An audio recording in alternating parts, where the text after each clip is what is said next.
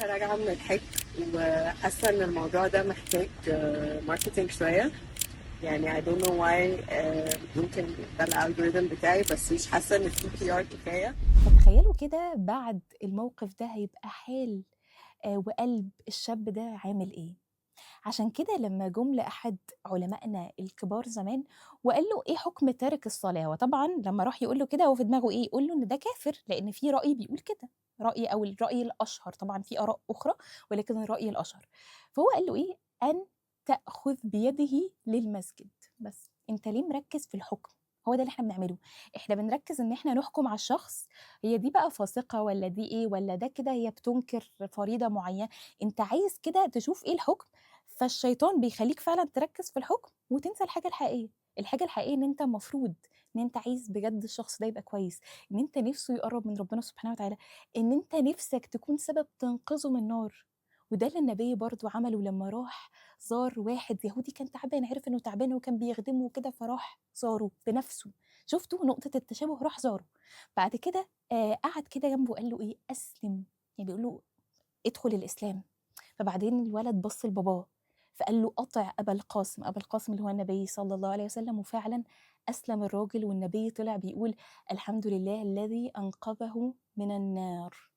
هي دي الفكرة، أنت جواك عايزه بجد يبقى كويس، ولا أنت الشيطان لعب معاك عشان تمشي على نهجه، ألا وهي إن أنت بتمشي تقول أنا خير منه، أنا أحسن منه، أنا الأفضل، أنا محدش يعرف الالتزام زيي، أنا الوحيد اللي أعرف النهج.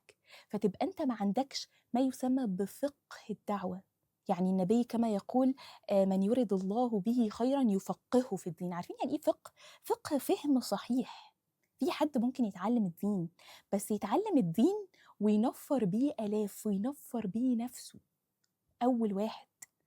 فالشيطان بيلعب على إنه كده حتة نفسية، إنه يخليك آم، تبقى قاعد بالأنا العليا، وهي دي اللي تدعو بيها الناس وانت فاكر إن انت على خير. ودي يعني أكتر حاجة بتوجع جدا، إن الشخص يحسب إن هو على الهدى ويلاقي نفسه مثلا في الآخرة بعد الشر من يعني الناس اللي في ضلال بقى. فبالتالي لو أنا بنصح حد، أول حاجة بشوفها هي نقطة تشابه ما بيني وما بينه، بدور على نقطة التشابه. يعني لو شفت مثلا بنت زي ما قلت لكم أول مثال وفي درس مش محجبة، ولكن واحنا كده بنتلو القرآن كان صوتها حلو، فانت تيجي تقولي لها ما شاء الله اللهم بارك عليكي صوتك في القرآن جميل قوي، ربنا يثبتك ويزيدك. كان الشيخ يقول لنا من فقه الدعوة انه مثلا انت لما تشوفي صاحبتك مش بتصلي ما اقولش ماليش دعوة، بس انا هاخدها معايا تصلي. طيب لابسه مثلا حاجه فقالت كده وانا ينفع اصلي كده، ما تقولهاش لا ما ينفعش، هتقولي لها تعالي وتصلي. صلاتها مش صحيحه، بس انت بعد بقى ما تخلص تقولي لها ممكن المره الجايه عشان ايه الصلاه تكون صحيحه اكتر تعملي واحد اتنين تلاته. ولكن انت لو قلت لها من الاول انت ما ينفعش تصلي كده، ايه اللي هيحصل؟ تقول لك خلاص يا عم انا مش هصلي اصلا، خلاص. بس وهيبقى انت عليكي جزء من الوزر ده اللي بيسميه العلماء فقه الدعوه. عشان الاشخاص بتفتكر ان انا كده، ما انا كده ما قلتش الحق، لا ما انت هتقولي، بس احنا الاول دورنا على نقطة التشابه عشان نقرب القلوب. فدي اول حاجة. تاني حاجة انه انت تبص على نفسية الشخص وحاله، لأنه مش كل حد هينفع تديله نفس النصيحة. يعني أنا ما ينفعش حد أصلا ما بيصليش الفروض الخمس فروض مثلا وأنا أروح أقول له على فكرة قيام الليل مهم جدا، وإن أنت تصلي بقى 8 ركعات كده. أنا كده أصلا شخص يعني ما بيفكرش في حال الشخص يعني خالص. أنا كل اللي بفكر فيه إن أنا كأنها فريضة ربنا قال لي إن أنا لازم أأمر بالمعروف وأنهى عن المنكر، فأنا بعمل كده بس، فأنا برميها لك كده وخلاص. المفروض النصيحة دي عاملة زي الهدية، لأنها مش سهلة إنه حد يتقبل النصيحة. عشان كده كان في حد بيسمى ثمامة ابن أثال. ده كان واحد هو سيد قوم نجد، قوم اسمهم نجد. فبالتالي الصحابة أسروه، أخدوه أسير يعني، وربطوه في المسجد. فالنبي صلى الله عليه وسلم عمل إيه؟ قال لهم يخلوه في المسجد. ليه بقى؟ ليه يخليه في المسجد؟ عشان يشوف الإسلام من غير ما هم يكلموه، يشوف هم بيتعاملوا إزاي في المسجد، يسمع الأذان، شوف تعامل النبي وابتسامته وترابط ما بينه وما بين الصحابة.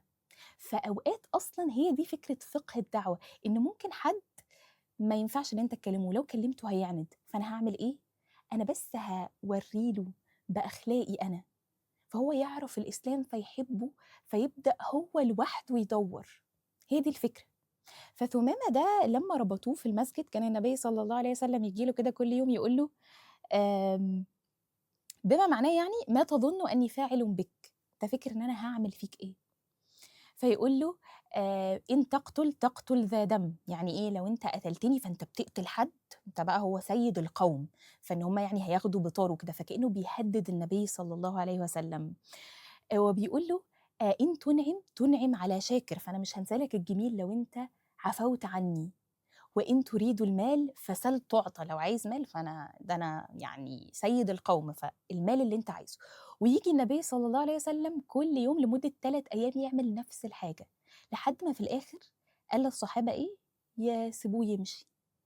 ومشي فعلا وطلع وراح اغتسل في أقرب حتة، ورجع قال النبي صلى الله عليه وسلم أشهد أن لا إله إلا الله وأشهد أن محمدا رسول الله. فأنت لو عايز تعرف أنت بجد بتدعو صح، أنت بتنفر الناس ولا لأ، فكر الشخص اللي بره ده اللي ممكن يكون بعيد أو الشخص الغير مسلم لما يشوفك هيحب الإسلام ولا لأ.